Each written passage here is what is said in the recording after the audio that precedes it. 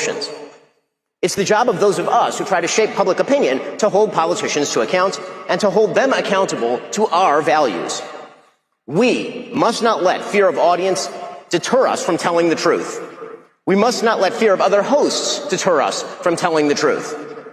So, for example, if Candace Owens decides to spend every day since the murder of Charlie Kirk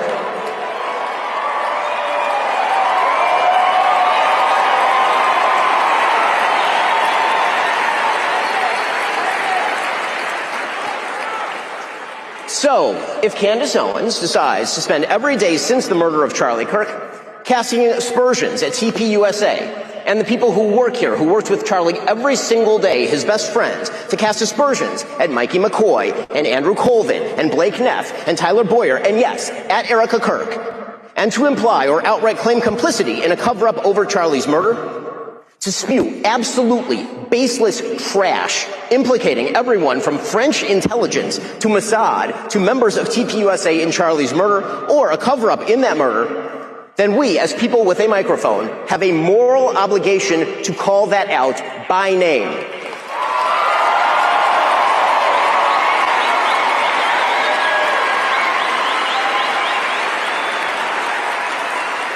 Erica Kirk and TPUSA never should have been put in the position to have to defend themselves against such specious and evil attacks, particularly in a time of mourning.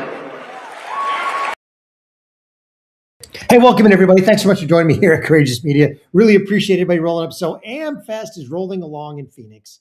And of course, the opening act was Ben Shapiro, who just went basically scorched earth on every other speaker at AmFEST, including Candace Owens, Tucker Carlson, Megyn Kelly, you name it, all in this feigned defense of TPUSA, which is extremely interesting considering the fact that Ben Shapiro was never really a part of TPUSA. And from all reports that we've seen, Charlie Kirk didn't even like Ben Shapiro. And so this is all very interesting, but I think it leads into a much broader discussion. This is less, there's a couple things going on. There's a couple things at play here. And I really appreciate everybody rolling up. Please smash that like button, subscribe, turn on the notifications. It really helps us out with YouTube if you do that. Now, I think there's a couple things at play. Realize that Ben Shapiro has done this before. He's tried to take over organizations, things that he had really no part of. He had issues at Breitbart. He had issues with Horowitz. So he's done this before. And now now that he's been successful at the Daily Wire, he likes to throw money around to do a couple of things. One, to open doors that he would not otherwise get open. He likes to throw money around to be able to give speeches in certain places. That's been documented. In fact, Candace Owens alluded to the fact that he probably paid $1 million for this speech. He probably donated a whole bunch of money and then said, I want a spot at AmFEST. Could be right, could be wrong. Now, but we know that he's done this before. He has given money. He has donated money in order to get on podcasts, in order to get speaking engagements, which this whole thing with Turning Point is all very weird because Charlie did not like Ben Shapiro. That was well known. And the fact that Charlie had documented, Candace has it documented that he basically said, I am walking away from the pro-Israel lobby based on everything that he's seen. And also based on the fact that his primary audience, 18 to 30 year olds, was generally not on the Israel bandwagon. So you've got Ben Shapiro now suddenly being the biggest champion of Erica Kirk and TPUSA that we have ever seen, theoretically. But only in as much as he can criticize everybody else, and only in as much as TPUSA is this 100% pro-Israel organization that Charlie Kirk clearly said it was no longer going to be, which is all very strange. Now, I'm going to play the rebuttal from Tucker Carlson, but I want to do that in order to frame a larger debate, which we are going to get into today, and that is the fact that free speech is dead in Europe. And it looks like from this fight right here that we may have underpinnings of that same fight coming to America. They are trying to kill free speech in the West. Because if they can do it, if they can kill the very thing that Charlie Kirk built his organization on, more debate, open questions. He would go to any college, any university, any forum, and take any question, not pre-prepared, not submit in advance, not let me think about it. No. He would show up and say, ask whatever question you want, and people who hate me and people who disagree with me go to the front of the line. That is true debate. And in so doing, and in answering those questions winsomely and with wisdom and lovingly and with patience, he built the largest student organization in the world, the largest political organization in the world. Yay, bigger probably than the RNC. And he was a political driving force, which I believe is one of the reasons he had to get taken out by the other side.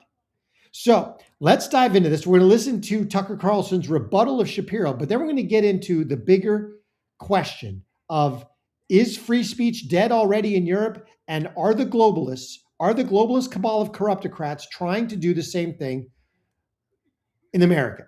Short answer to that, spoiler alert, is yes, they absolutely are. But can we prevent them from succeeding? Let's dive right in. Really appreciate everybody rolling up. Travail de chanson. Bonjour, monsieur. Really appreciate you rolling up here in Texas. Thanks so much for being here. Check this out.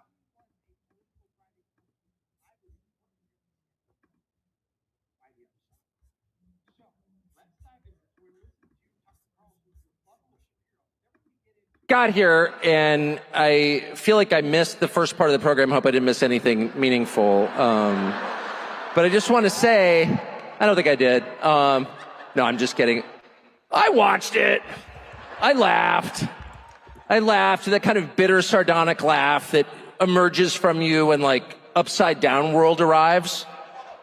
When your dog starts doing your taxes and you're like, wait, it's not supposed to work this way. To hear calls for, like, deplatforming and denouncing people at a Charlie Kirk event, I'm like, what? This is hilarious. Yeah, this is hilarious. Actually, one of the clips, I was listening to myself, thinking as I often do when I hear myself speak, which is never, because I never watch myself, but at these events, they always play, like, the role of you. And I'm like, that guy is pompous. Woo! Sorry about that. We don't see ourselves clearly.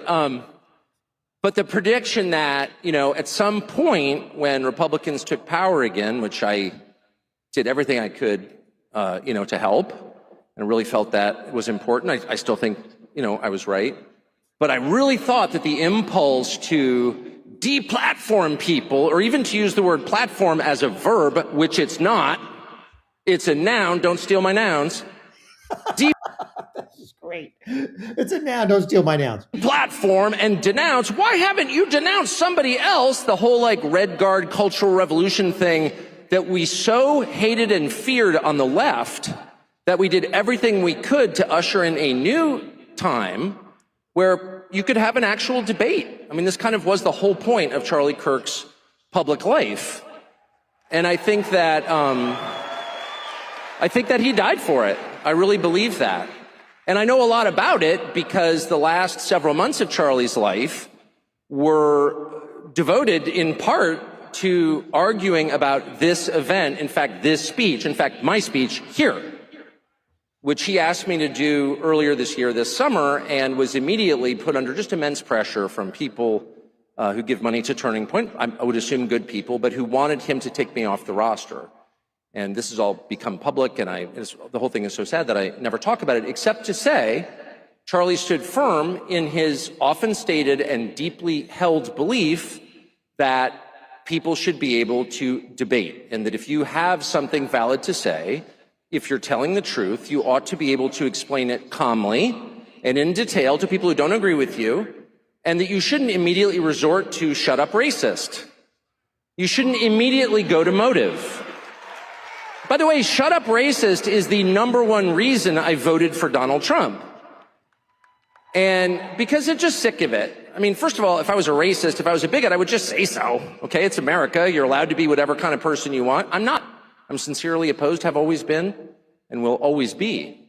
But the style of debate where you prevent the other side from talking or being heard because you immediately go to motive. Well, I wonder why you're asking that question. I wonder why. Why are you asking that question? I detect in the question a certain evil in your soul. And everyone listening should know that listening to you implicates them, and that they someday may be asked to denounce you, and that friendship is not a reason to defend someone. Love is no defense.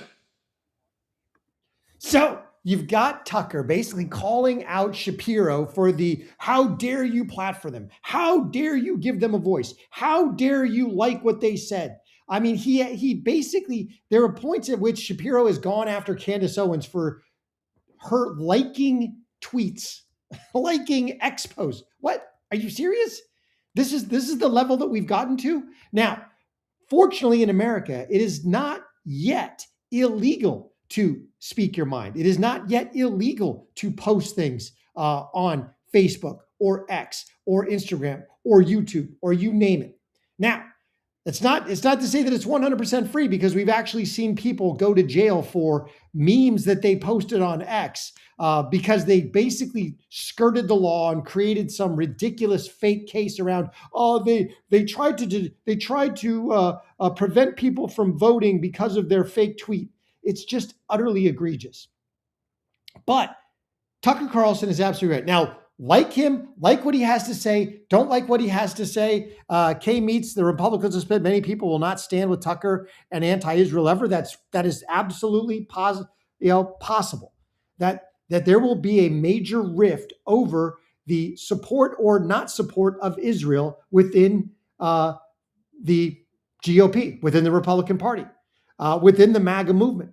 But realize that I think, this is my personal opinion, I think there are far more people who are completely and totally invested in America first. And the more they wake up, the more they realize that, wait a minute, Israel is, granted, given any other Muslim country, I would probably side with Israel for the most part. But that doesn't mean we need to get dragged into it. For the most part, what we need to do as America is basically get hands out of the Middle East. We don't need their oil. We don't need the headaches. We don't need to be there. Let's get out. Let's let them fight their own battles, shall we? It's just absolutely ridiculous that we get sucked into every foreign war 10,000 miles away from our own shores. Now, what we've got here, I believe, is a proxy for a much larger fight. Now, J.D. Vance weighed in, and J.D. Vance, I think, started his presidential campaign with this speech, possibly.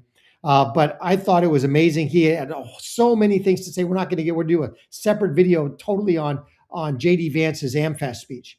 But there's one part that I want to talk about because it directly speaks to this right here. Check this out. And it also goes in line with what J.D. Vance had to say to the Europeans back in February. Here we go. The greatest. When I say that I'm going to fight alongside of you, I mean all of you, each and every one. President Trump did not build the greatest coalition in politics by running his supporters through endless, self-defeating purity tests. He says, make America great again because every American is invited.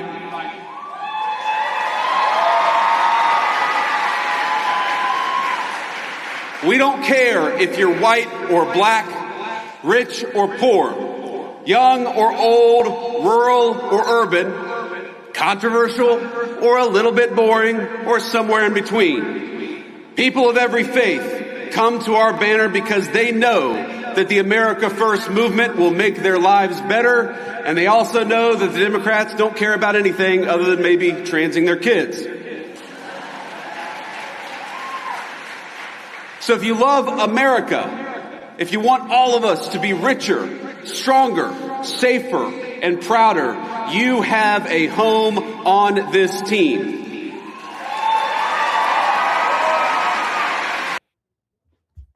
All right. And so I think that was actually the wrong clip. But so there's actually a clip where he says, I didn't come to denounce anybody. I'm not here to basically sideline you. If you like Candace Owens or you like Ben Shapiro or you like somebody else, It's absolutely amazing. So J.D. Vance weighed into this fight just a little bit to say, hey, we're not doing this. We're not doing this in the Republican Party because this is ridiculous. But what this is a proxy fight for a much larger battle that is going on that the globalist cabal of corruptocrats is trying to shove down America's throat. They've already shoved it down Europe's throat. Europe is essentially dead at this point. Now, the calls by Ben Shapiro to deplatform people, to sue them into oblivion, to stop them from speaking is exactly what we need to stop. It's exactly what we cannot have in America. America was built on free speech. America was also built as a Christian nation. That is the one ethos, the one thing that has been the red thread from the Revolutionary War till today is America is a Christian nation. Does that mean you have to be a Christian to be an American? No. That is the beautiful part about Christianity. Christianity is 100% a voluntary religion. It is 100% a heart choice. No one will ever force anybody to be Christian because you can't. You cannot force someone at the end of a gun, the point of a sword, or through any other reason to become a Christian. You can force them to act Christian, but you cannot force them to become one. That is a heart change, and it is only a heart change. It is something you must decide to believe in the Lord Jesus Christ and to submit to him as Lord. That must come from the heart. It cannot come from anything else. So yes, we are a Christian nation, but you can be any religion here because no one will ever force you to be a Christian. Now, there are certain things that we should pass laws against that are absolutely detrimental to society. Well, that is a whole discussion for another day. However, Ben Shapiro calling for people to be deplatformed, to be debanked, to not have their livelihood, to not be able to speak, and how dare you allow someone to speak, all of this nonsense is the precursor to what is going on now in Europe. Europe is essentially a completely failed state. Check this out. We're going to get into this because we have evidence after evidence after evidence that the freedom of speech that was the hallmark of European society for the last 200 years is now dead. And they want to do the same thing in America. Make no mistake about it. Yogi Berra fan, fight back. We need the right to speak and not be judged. Absolutely. We have to have unfettered free speech in America. The only answer to bad speech, to untrue speech, to disingenuous, to even hateful speech is more speech, not less. Censorship is never the answer. Censorship only allows the truth to be fettered. If you leave everything on an equal playing field, the truth will always win. The only way to stifle the truth is with censorship. The only way lies prosper is with censorship.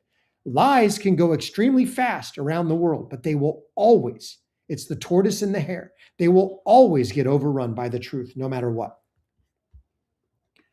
The problem on the left is they went to the extreme and have joined with the Islamists who have a similar goal to destroy Western society. Exactly. It is the Red-Green Alliance. It is 100% the Red-Green Alliance, the communists and the Islamists joining forces. Unfortunately, now they also have, as a sort of the enemy of my enemy is my friend situation going on, is the Zionists who want to censor you. How dare you say anything against Israel? How dare you say anything against a Jewish person? Candace has called it out. She has called out the fact that there are many Jewish people at the forefront of the porn sexual entertainment industry, which is absolutely disagreeable. It should be disagreeable with their own religion, but a lot of these people are secular. They don't really, they're Jewish. It's an ethnic, cultural thing for them. But to call them out as somehow anti-Semitic, no, it's not. It's absolutely not. Calling someone out for doing something absolutely disgusting and distasteful is not anti-Semitic. But they will willingly join with the Islamists on this in shutting down free speech. But check this out. This is what's going on in Europe right now today. And Travadish, you're absolutely correct. Check this out.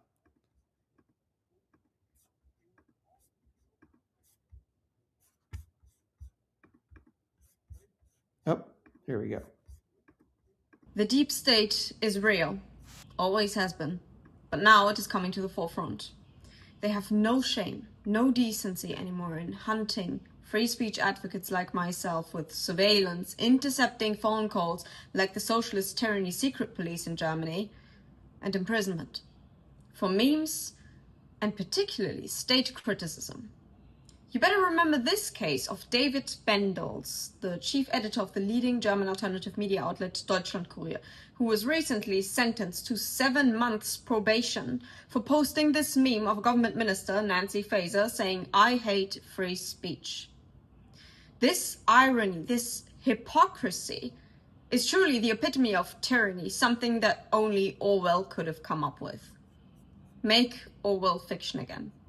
Exactly. This is happening. This is live happening in Europe. People are being imprisoned for memes. People are being imprisoned for tweets saying, send all the migrants home. How dare you? How dare you say, send the migrants home? You get imprisoned. Check this out. So this is an actual case in Germany.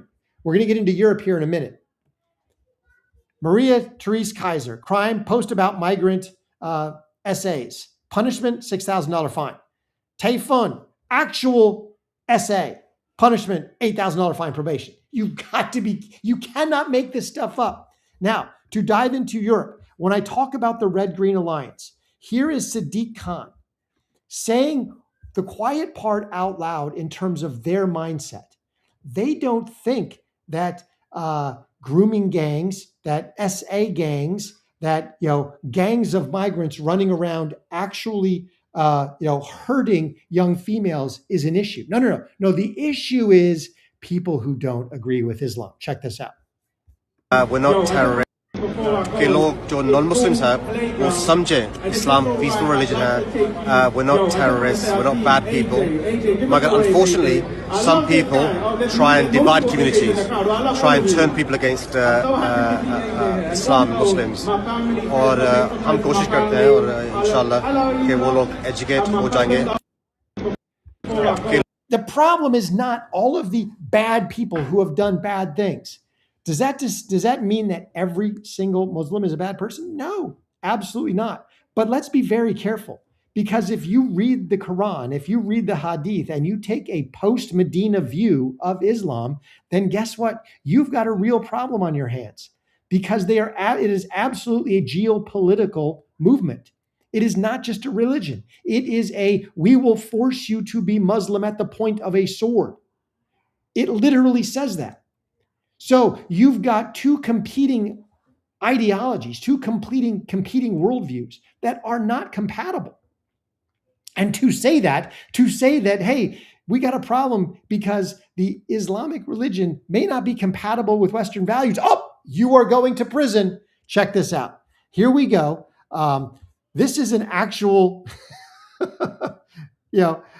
judge in the UK. You're not going to believe this stuff. Actually, you will believe it. This is just crazy.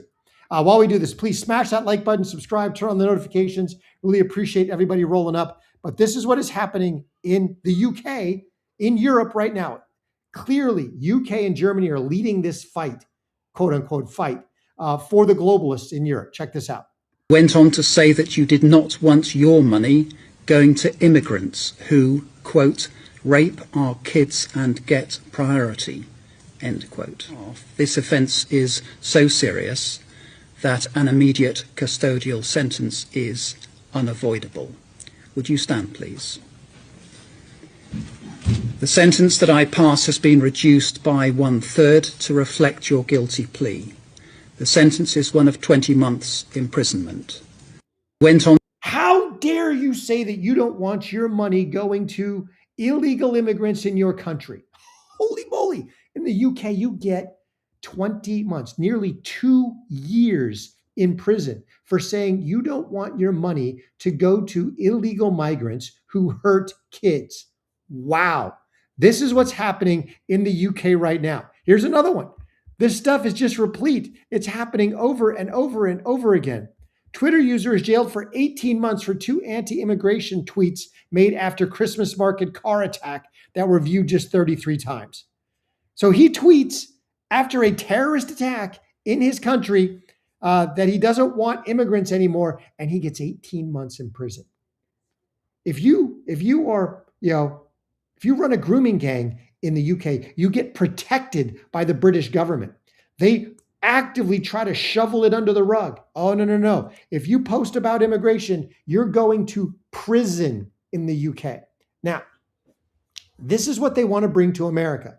This is the precursor, I believe, of what Shapiro is doing. If you start commercially banning people, if you start commercially ostracizing people, if you say you can't platform certain types of speech, if you say if you make these speeches, you should lose your job, you should be, you should lose your livelihood, you should get fired, blah, blah, blah. That is the precursor to we are going to make it illegal. And this is what's happening in Europe right now. Countries with arrests for online comments. The United Kingdom, this is in 23 alone, 12,000. Germany, 3,500. I won't count Belarus because it's part of the Russian, basically the Russian sphere of influence. But they're basically in an authoritarian country. Hell, both the United Kingdom and Germany have more than China. Although China, we probably don't have very good documentation, and nobody in China is really going to go make tweets because they know they're going to die. So it's just crazy what is happening in Europe. 12,000 between the UK and Germany, 15,000 people arrested for tweets. Now, make no mistake, you will get arrested for anti-Islamic tweets. You will get arrested for anti-immigration tweets. You will get arrested for anti-Jewish tweets, even in the UK and in other places, because the ADL has staked out its territory. And how dare you call out anybody who is Jewish for doing anything, or the ADL will come after you. But the one piece of free game, you guessed it, Christianity. Christianity, you can say anything about Christianity, but if Christians speak up, if they stand up, even if they silently pray in the UK, they're going to prison. Anti-abortion campaigner Livia Tosici-Bolt has been found guilty at Poole Magistrates Court of 2 charges of breaching a buffer zone outside an abortion clinic in Bournemouth. The 64-year-old anti-abortion campaigner held a sign that said, "Here to talk." The case has drawn international attention, most notably from the US and the Trump administration, who issued a statement saying it was concerned and monitoring the case. This is what the US Vice President J.D. Vance had to say about it back in February. I look to our very dear friends, the United Kingdom, where the backslide away from conscience rights has placed the basic liberties of religious Britons in particular in the crosshairs. A little over 2 years ago, the British government charged Adam Smith Connor, a 51-year-old physiotherapist and an Army veteran, with the heinous crime of standing 50 meters from an abortion clinic and silently praying for 3 minutes. Not obstructing anyone, not interacting with anyone, just silently praying on his own. Now, I wish I could say that this was a fluke, a one-off crazy example of a badly written law being enacted against a single person. But no, this last October, just a few months ago, the Scottish government began distributing letters to citizens whose houses lay within so-called safe access zones, warning them that even private prayer within their own homes may amount to breaking the law. Naturally, the government urged readers to report any fellow citizens suspected guilty of thought crime. In Britain and across Europe, this is happening right now in Europe. They are arresting people for silently praying. There is a law on the books in Scotland that says if you pray in your home, if your home is located 50 meters from an abortion clinic, you can get arrested. Now, how would they know if someone is praying silently in their home? I have no idea. But this is the ultimate surveillance state happening in Europe right now. They're borrowing from China what China is using in terms of their surveillance state. Facial recognition. They're probably tapping into things like Alexa, and Siri and everything else. They have no shame in Europe. And this is what the globalists want to bring to America. And they have willing accomplices in the establishment in our own country. They have willing accomplices in the Zionists in our country, of which Ben Shapiro very much is one. And they have willing accomplices in the Islamists in our country. The extreme left, along with the globalists, the establishment, the Islamists, and the Zionists, are forming essentially an expanded red-green coalition. Their goal, destroy free speech. If they can destroy America, the one cornerstone of freedom in the world, if they can destroy America as a Christian nation, if they can destroy America as a republic, if they can rip free speech away from us, then the world will be plunged into darkness. This is a very scary thing, and it's something that we need to stand up for. We in America need to say, no, we will say what we want to say, even if people don't like it, even if it's not kind, even if it's not popular. We have to have free speech in America. The answer is more speech, not less. Let me know what you're thinking. Really appreciate everybody rolling up. Thanks so much for being here. Remember to like, comment, and subscribe. Remember to smash that like button. And if you like the content, please share Courageous Media with everybody that you know. Until I see you then, remember that God is good and he is sovereign. He is absolutely in control. Till I catch you next time, have a great